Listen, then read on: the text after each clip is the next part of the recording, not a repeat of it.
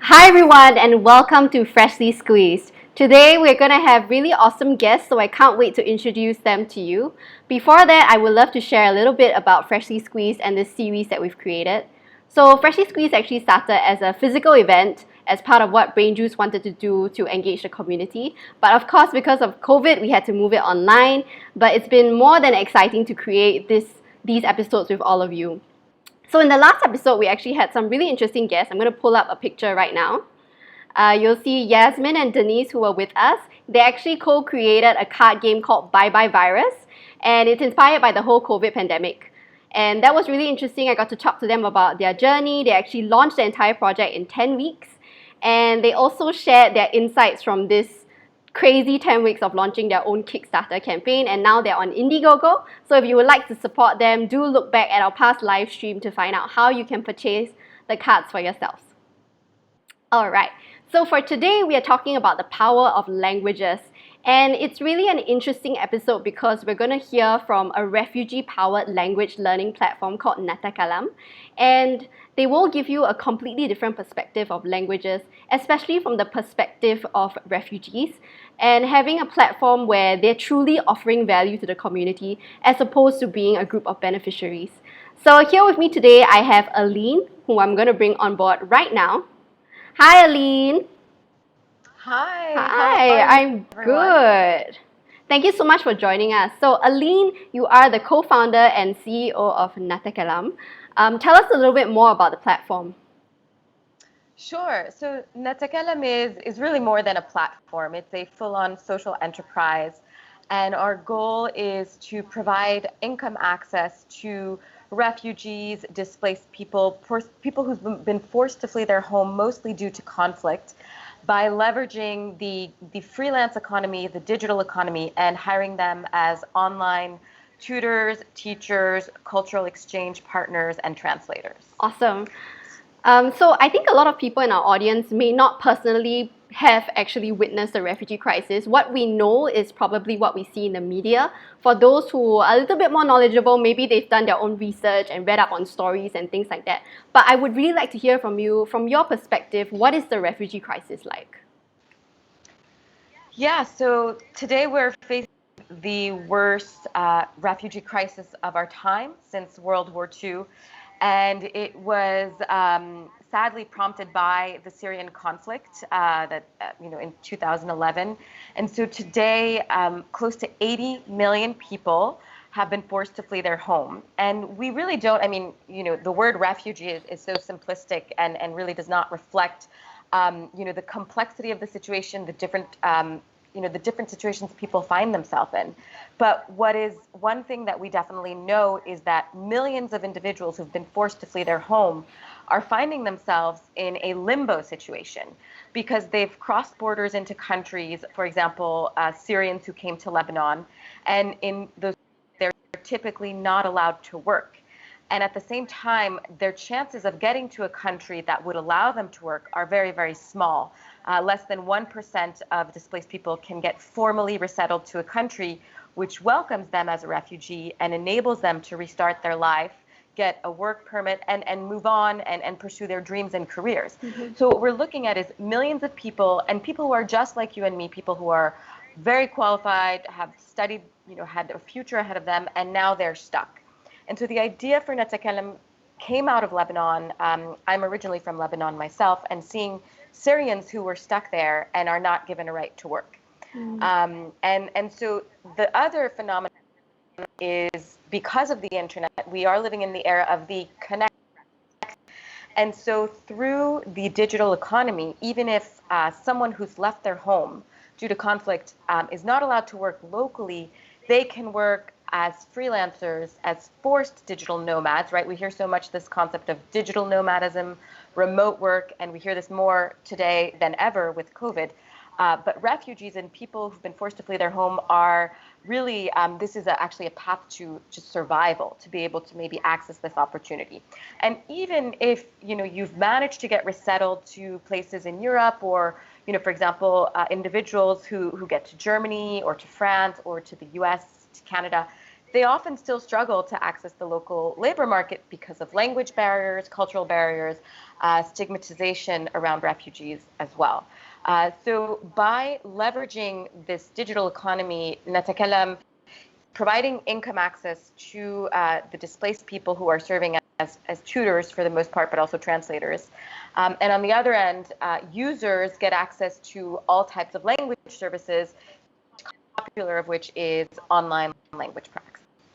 Awesome. I think what really struck me about NaTakallam and exactly what you just shared is that it's not just like a random concept you came up with. Like you actually found a market fit where refugees could be part of the picture in a very valuable way. It's not just like, okay, let's just find like random projects for you guys and then you get income. You know, it's actual people who want this service and you're providing to a real need. So that's what I really like. Share with us a little bit, how did the concept of NaTakallam actually come about? And I think you shared this a little bit with me as well on your own language learning journey, so I would love to hear more. Sure. So I actually in New York, and I'm from Lebanon originally.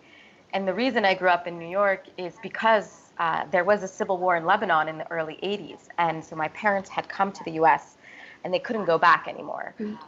They wanted to raise my brothers and myself safe and away from the violence. And what I represent and what my family represents is an example of what we can do when we welcome people who have been forced to flee their home due to violence. And today, my brothers and I grew up safely, and we continue to give back to both of our countries and both parts of the world we come from, which is the US and the Middle East.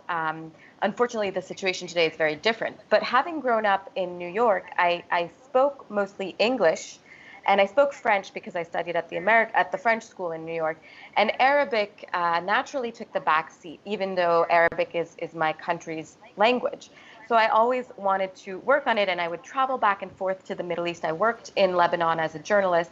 I took Arabic classes, and when I was in Lebanon, I took one-on-one conversational Arabic practice because I really wanted to work on conversation, because I worked in the humanitarian human rights sector, and it was all about communicating the language of the day-to-day that I wanted to learn. I moved back to New York in 2012, and when I was there, I was really trying to find ways to practice Arabic from New York that was affordable and really focused on the conversational aspect. And I had actually always dreamed of immersing myself in Syria, because Lebanon is a country where you speak Arabic, but you also speak French and English. And when the war happened in Syria, that plan to immerse myself there fell apart. But at the same time, I saw so many Syrians in Lebanon. So, I couldn't go to Damascus, the capital of Syria, to study Arabic. But Syrians had come to Lebanon, and Syrians were, not able to work. And I just had a bit of a light bulb moment thinking to myself, they can't work, but they could actually be my tutor, and I could learn Arabic from Syrians, and not only learn Arabic, but learn their story, hear their journey, because the one-on-one dynamic of tutoring enables a friendship to develop. And I think that if we don't meet people who have been forced to flee their home, if we don't talk to them and hear their stories away from the media and political spheres, we're never going to realize why they left, what they're going through.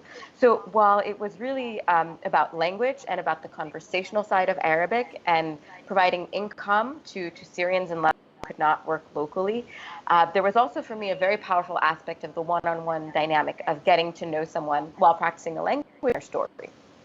Yeah, and I think exactly what you said earlier, the beauty of it is that with the whole COVID pandemic, a lot more people are going online. And now there's really no excuse for you to connect with someone from a completely different background. I mean, like, Aline, right now you're calling in from Paris, right? And later on when Mahmoud joins us, he's calling in from Berlin. So really, we can collaborate across completely different time zones and different geographical location as well to create something awesome.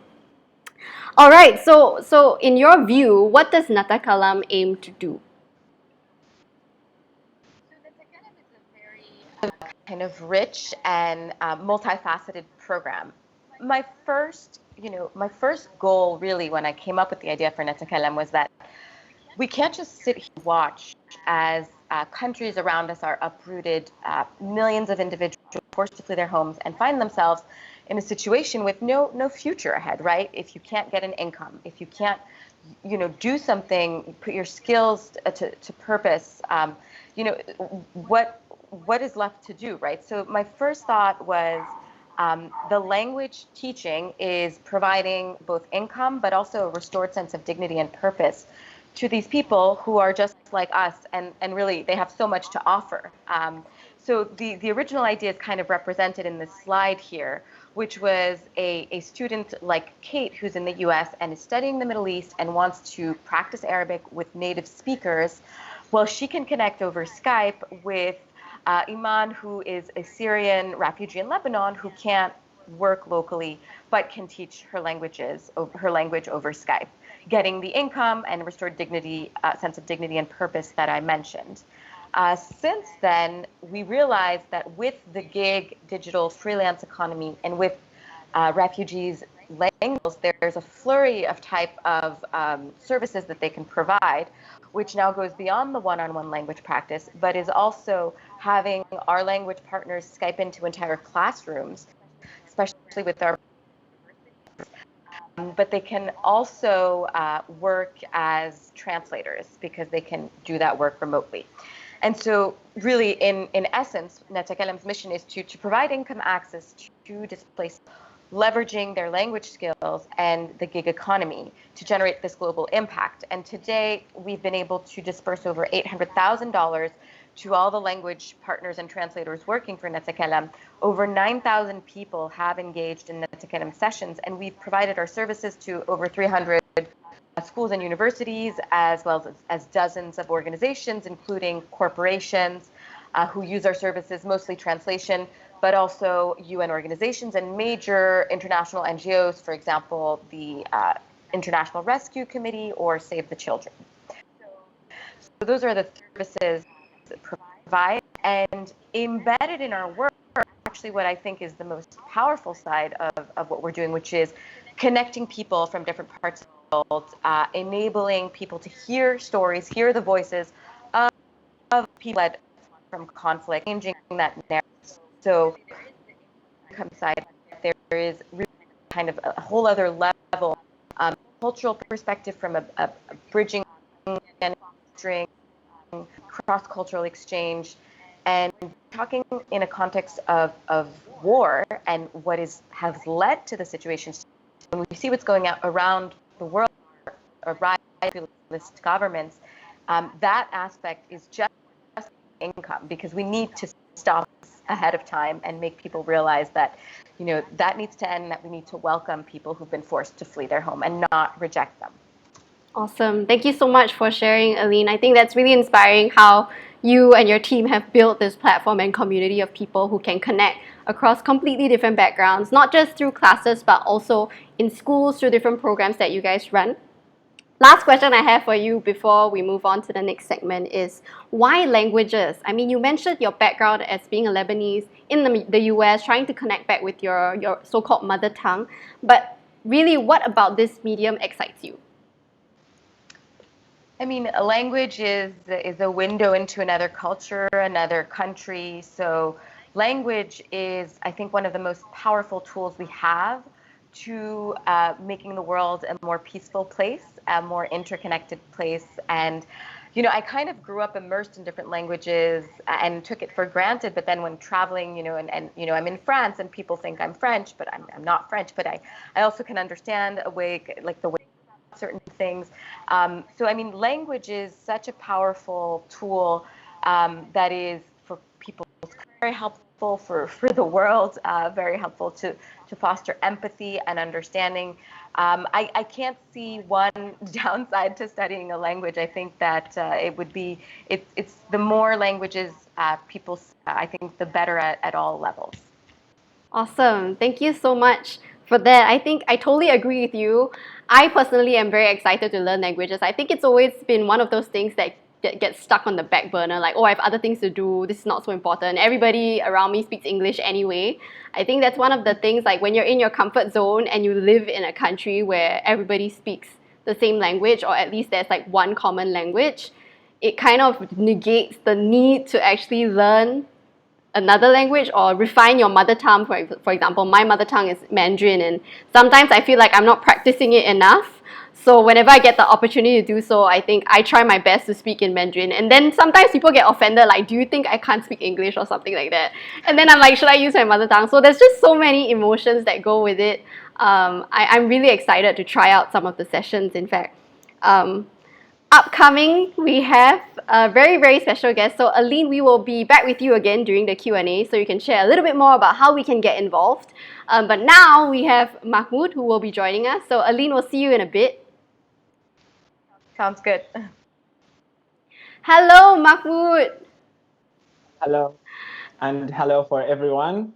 Awesome. We have a bunch of people on Facebook. If you're with us right now, please share this stream. That's one of the only ways we can get the word out in terms of people joining this stream. So if you're here with us, please hit share. Just put it on your wall. Just say we're live or join me, and we can have more people listening to the stories that we're hearing today. So Mahmoud, this is my first time ever hosting a refugee or former refugee on this series, and we're so excited to have you here today. Thank you for taking the time to join us. You have led an incredible journey, and I've had the privilege of hearing your story during our rehearsals and our chats over WhatsApp. I'm going to pull up a couple of photos so that you can share a little bit more about your journey as well as the challenges that many refugees face in moving from wherever they were before to the new country. All right, first picture. This picture, actually, I would like to say that I'm really happy for being here and really happy to present the voice of refugees that they had suffered. This picture that I'm in the screen is a picture that I took after I walked 37K to reach the border to cross to the second country, and was really a tough walk. Was in Europe. Yeah. Wow, that's crazy. I don't think I've actually walked 37 kilometers ever in my life. So that in and of itself is crazy. I cannot imagine how it was having to leave and then go on this really, really long journey as well. We have this. Yeah, actually, it was hard. Yeah, it was a bit hard because we had to organize ourselves in big groups and we walk, because this is the only safe way to you survive from so like many gangs could be on the street or someone kidnapping you or many other struggles. Yes, you also shared with me, I think in this picture specifically, could you share with us what was happening during this time? Actually, in this picture was our plan to cross the border again to go to the next country and as big groups to walk, but actually we couldn't because we have been like forced to go back, and after walked almost like 10K, and was really cold, and you can see from the weather, you can see from our clothes, and it was raining too. Yeah. And we were like almost like 10,000 people, kids, Wow. women, old men, and many other people too. Yeah. So you did 37 kilometers and then after that you did another 10 to this point. Yeah, it's like we just had maybe a few days. It was on the border. When you sleep on the countryside, there were nothing at all. You are in your tent and like raining over you, cold, -0 degrees, and like so cold. You have no other choice. Walk forward or like die frozen or whatever. Yeah. Yeah. And in terms of the belongings that you had with you, what did you actually bring with you on this journey? Actually, is that I lost all my clothes in the journey, unfortunately, because I had to cross the sea from Turkey. When I start my journey from Syria to Lebanon, then I went to Turkey, and from my way, I took this boat, what we call them the death boat, like in our language, because they were really the death boat. I like our boat had like drawn in the sea, and I lost all my stuff, but because of the camps, refugee camps, they were in the way you can collect some clothes with you. Actually, I just kept my jacket because I loved it a lot because I brought it with me from Syria. whenever they want to take it away from me, I'm just like, leave it. So you have this one thing left with you from Syria. Yeah. Wow, it must be a very special jacket that kept you warm during this time. Thank you so So much. of that home that I Yeah. have it connected to this jacket. Yeah. Awesome. That's going to be a very expensive jacket in the future. This is the last picture you actually sent to us. Share with us a little bit what was happening at that time. This one of the most like tough journey because we had was really cold, was 1K with more than 10,000 people, and we crossed the like European border to the Balkan countries, and they were like really like it wasn't good because we were surrounded by military. They shoot in the air, and we were surrounded by dogs, and we stayed on like sitting on the ground waiting for the Red Cross to come and pick us, return us to Greece. Okay. And it was a really tough day. We were horrified. So many people get beaten up too, and many other people get injured. We were about to lose other people because we had to cross two rivers, and with this like weather you cannot, because the river being strong and everything against you as like a human, but we successfully like crossed the river. Yeah. So everyone on the trip with you actually made it to wherever they needed to go, or were there some people who couldn't make it? Yeah, no, actually, we tried so hard to organize ourselves to be all of us as one big group. Everyone helped. Like we connected to each other. We make like as a string, human being string, and people like hang on us to cross. And we keep changing it. And it's like you see how a human being when they try to survive, how like we get talented, how many skills that we don't realize about beings comes up, the ideas that come, how you organize yourself super fast. Yeah, was one of the most things that I learned during my trip too. I think one of the most amazing things that you shared with me was the fact that, I mean, despite this whole challenging journey, there's many things you've done up to this date to give back to this refugee community, one of which was building your own medical team of trained medical professionals who could help overflowing hospitals in Syria. Tell us a little bit more about that. Actually, this is what I and we like during like there of like nurses, doctors fleeing that country, and we missed a lot of that like medical crew team, and we have to like somehow find a way to help that huge amount of people that get injured every day with this like small crew. I was a student like on my university, and me and my other two friends, we decide to give first aid training for our like to go and volunteer first in the hospital, and then we tried to learn more. Actually, like we learned actually like we seeing something in front of us because we were just a student, and then we decide to train our friends to join us, and slowly we organized to have like a volunteer medical team. Now it's yeah, 3 people, then we 30, and we counted like 6 or Wow. 50, growing more 1,500 people. Wow. That's amazing. I can't believe like you could build this while all this stuff was happening. I'm sure that was crazy. And in fact, you shared with me as well, because you were a refugee, you couldn't officially register this particular initiative, right? We're in Syria. This medical volunteer medical team were in Syria. There's another like project as a community center in Athens, and at another NGO. I couldn't register or put my name in it because I was a refugee.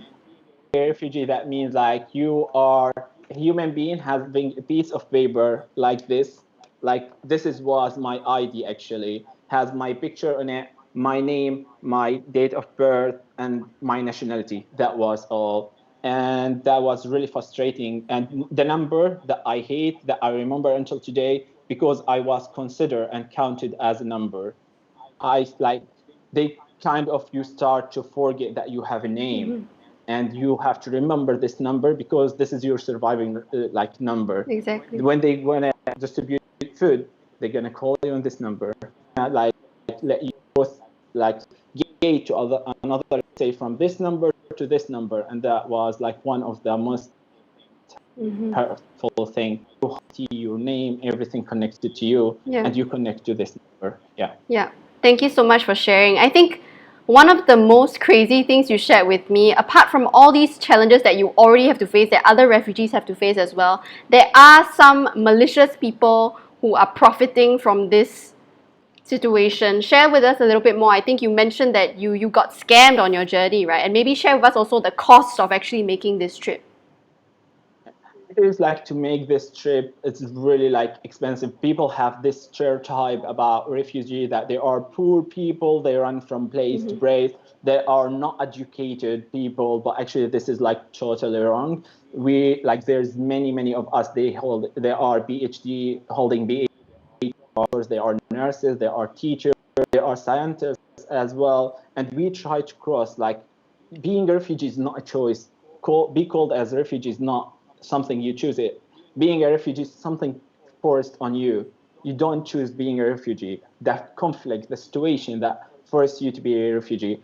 During my trip, after I have been hurt heavily in Syria for 3 times. I decided to flee the country. As I mentioned, like I moved from Syria to Lebanon, and then from Lebanon to Turkey by like ferry, and then from Turkey I lived in Turkey for 6 months, but I had to speak Turkish because there's no other way of communication.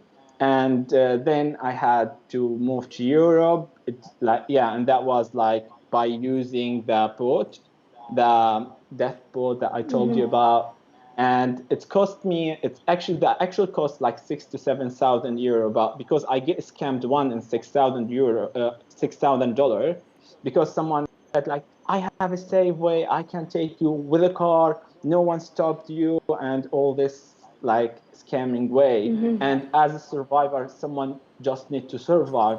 You start like just to search for like a piece of lie just to go through, and then you face those scammer who scammed you, and so many of us, they stole their hope. So many people commit suicide because they couldn't at all make it because they get scammed. And so many benefits from this thing. Unfortunately. Yeah, unfortunately, that's really horrible. I really don't wish that upon anybody. And I think you're extremely resilient to have gone through that. And you were also sharing with all this scamming and things happening, a lot of the refugees lose trust in people because they don't know what's going to happen to them, right? Unfortunately, you lose the sense of trust to other people, and you start to get scared until you cover your own bubble, and you don't start to you don't believe anyone else, you don't trust anyone else, even someone who's actually trying to help you. You ask yourself, help me, what his benefit like? And this is sometimes stand in front of you as like a gate, stop you to go like forward without you realize, and it builds a lot of trauma inside of your head, and a lot of things push you back and push you down sometimes. And from there, you actually became a conversation partner with NaTakallam and had to connect with more people and share your story. I'm sure that was something that also helped in the process of healing. I think that's something we didn't really explore previously, but now that you're sharing your story in full detail, I kind of see that as well. So I really want to ask, as a conversation partner in NaTakallam, what is your role? How do you engage people?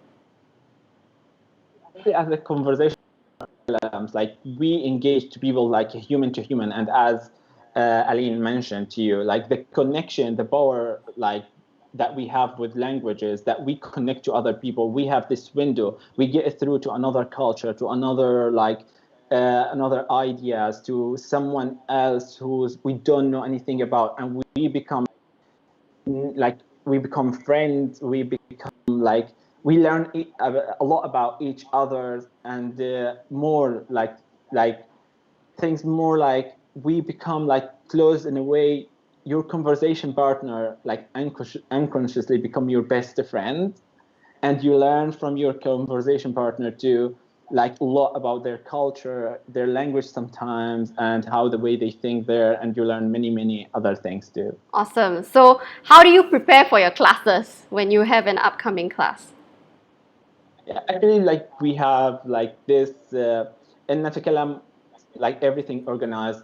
We get an email, tell us a little bit about our conversation partner and what they want and what they need to learn and what they need to focus on. And this is what may give us already a proper idea about how to prepare to our CP, our conversation partner, and we prepare in the need that our conversation partner that needs to learn. Like for example, some of them they would like to focus on high Arabic, some of them they would like to focus on dialects or spoken language, and this is how we prepare to our sessions. And we had this introduction like session in the beginning that we get to know our conversation partner and build this connection and get to know their needs more and build the like kind of curriculum between us and the conversation partner.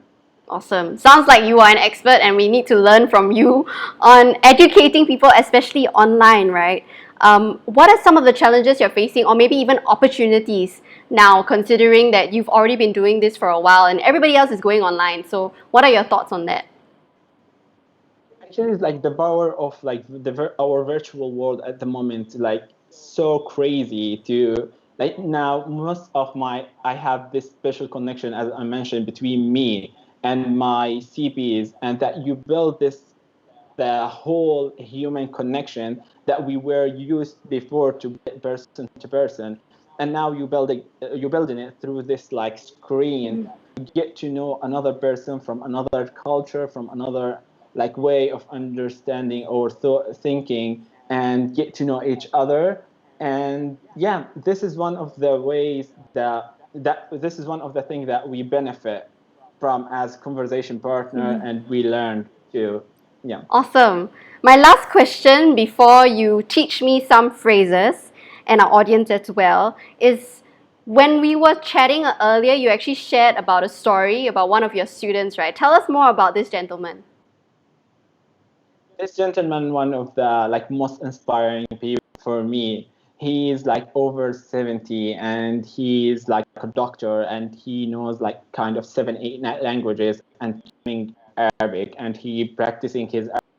And actually this person even like inspired me to keep going like in my life today in Berlin, that learning German language. And learning German language is a bit hard, Yes. but every time I chat with this person, every time I chatting or I chatted, I got inspired by him Yeah. and his strength, how he's keep going learning this language. And this is really inspiring thing I have like me and a lot Awesome, that's from. amazing. I actually learned German for a little bit when I was in junior college, and it is very, very difficult. Like just the alone, there's so many different types of the, like der, die, das, den, dem, and I just get so confused with the different feminine, masculine, I don't know what. I can't imagine for you when you actually really have to learn it, otherwise, you're not allowed to work in Germany, is that right? Yeah, actually I have to say I'm not allowed to work if certain like Mm-hmm. of yeah like for of German language B1 or I don't know how they consider it. And then I in this way I'm allowed to start to communicate with other people and search for work. Yeah. But this is the power like the power thing that NaTakallam gives, like the dignity and opportunities that every few refugees need at the moment. Like we don't need like a lot of doesn't need like to give them then they need an opportunity with dignity and they can go things. Awesome. I think like what you shared, not just dignity and opportunity, but the friendships that you've made through NaTakallam, I think it's really inspiring, all the stories you've shared, especially of this gentleman who now is your friend and it's inspiring you to continue learning languages as well, which is a really ironic but at the same time really inspiring and cool. Yes, so now we've come to the exciting part. Everything has been very exciting, but this is super exciting for me, and I hope I don't embarrass myself. You are going to teach us a couple of words and phrases in Arabic, so I'm just going to pull that up here. I'm going to be in this little circle. And I will try my best to pronounce it well. Everyone in the audience, if you're at home or not in a public space, you can also say it along with us. All right, and then we'll get to learn some Arabic with Mahmoud. Okay, first one. let's try to learn the first word in Arabic. Our greeting in Arabic that's called marhaba. We call it marhaba. And now Tizana, it's like we're going to repeat it with Okay, us. I'll try. Marhaba. Is that right? Marhaba. That's Marhaba. perfect pronunciation. Awesome. That was perfect pronunciation. Yeah. Uh, Great. And let's try to introduce ourselves. Try to introduce ourselves by after saying marhaba, we start to say ismi huwa, and that means my name is ismi huwa. Ismi Hoa Tiziana. It's amazing pronunciation. That was wonderful pronunciation. Let's try as well to say thank you to someone in Arabic, and let's say it together. Shukran. Shukran. Shukran. Shukran. Amazing. Amazing pronunciation. Thank You you very are much. very That was encouraging. it. I hope if I take That was classes, wonderful. my conversation partner will just be as encouraging as you.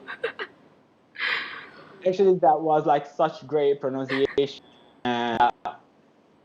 Wonderful. Awesome, thank you so much. Side note to everyone, we had a little practice before that so that I won't embarrass myself. So don't worry, your first time may not be like this. I'm sure your conversation partner at NaTakallam will make sure that you will be able to pronounce these words. All right, now we are to the end of our event. We are going to have a Q&A, so I'm going to bring Aline back. Hello, Aline. Hello. Awesome. So we have a bunch of questions from the audience. I'm going to start with the first one here. Okay. So we have a question from Crystal. Crystal says, Mahmoud, thank you for sharing your story. Your energy and spirit is amazing. My question is, how has sharing language helped you with your own self-identity? Thank you, Crystal. Sharing languages helped me a lot. When you share, like when you get this experience of teaching language, as well you discover another part and you learn about other languages. And when you are learning about other languages or other people, how they think or how they react or communicate with their with their social life and how they interact with other people, this is like give you more skills and improve your personality and your knowledge about life and how teach you more ways how to react to several situations could happen with you in your life. And this is like teach and improve skills in communication. Awesome. Thank you so much for sharing. Aline, I also actually want to ask you this question in terms of self-identity. I mean, like what you were sharing with us earlier, Arabic has been part of your Lebanese heritage. And how has actually continuing to connect to that language helped you with shaping your own self-identity as someone who has lived in many different countries?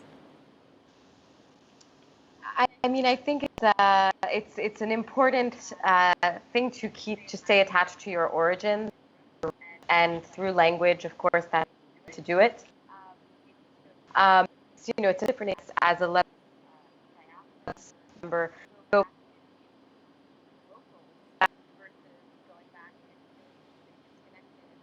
speak with some of my cousins and siblings also who might not speak, which creates a disconnect. And of course, the best way to reconnect to your origins, I think, is traveling back when you can. And if you can't, it's definitely, the language plays a very, very important role. And you were saying that you and your team still do classes, right, through NaTakallam? Yes, I'm taking sessions myself. I have a Lebanese conversation partner, right, because we've also started to hire Lebanese because we believe that we must also host communities who are welcoming refugees in situations are dire economically and socially and politically, such as in Lebanon. So yes, actually, I would say probably 60% of our staff is taking NaTakallam sessions as well. Awesome. So you will always have ongoing quality checks. Yes. Yes. Awesome. Okay, we have a couple, we have other questions as well, but I'm going to read some comments just so you guys know what people are saying. So Lily says, love the immersive factor of language learning and meeting interesting people. I know Lily personally, and she speaks like so many different languages. She's currently learning Spanish, I believe, and she's been practicing that as well. So that's amazing. Thank you so much, Lily, for joining us. We also have another comment from Crystal. She says, the power of language is incredible, bringing us together instead of dividing. What a great initiative. Obviously referring to NaTakallam. And let me see, we have Sarah, or Sarah. She says, your story is amazing, Mahmoud. Thank you for sharing. We have a lot of people sending us clap emojis, so can't verbalize, but they're clapping for us, so that's great. We have another question. Simhui asked Mahmoud, were you scared during this journey? Like, how were you feeling during this time when you were traveling? Actually, people were scared, and I was scared personally at part of this trip, but because I'm strong, because I faced death several times, and there were no other choice apart from taking this path and keep going forward, because I have a dream. I want to carry on this life, and I'm searching for new opportunities similar to normal human this life. I didn't choose the war. The war chose to take place in my country, and this is why I have to leave the country. All right, thank you so much. I think anybody in your position will definitely be terrified, but at the same time, like you said, looking for that light and believing that you can have a future. I think that's something that drives everyone, whether we are refugees or not, looking for a better future and trying to build something good for ourselves. It's all very natural. So another question from Dawn. I think both of you can answer this question. Maybe Aline first. What are your future plans? So NaTakallam wants to just continue and being able to support more language partners. So now we need everyone's help for NaTakallam, consider that for learning needs, relation needs, use NaTakallam to people you know language, but we're also very active on the education front, with the student world having NaTakallam learn. So if you are a student as young as 8 or 9 and you're studying anthropology or language, you NaTakallam the classroom more lively, and here a part of the world that you're studying themselves have a lived experience of assessment and surviving. We really work as just there's people who are interested in language services.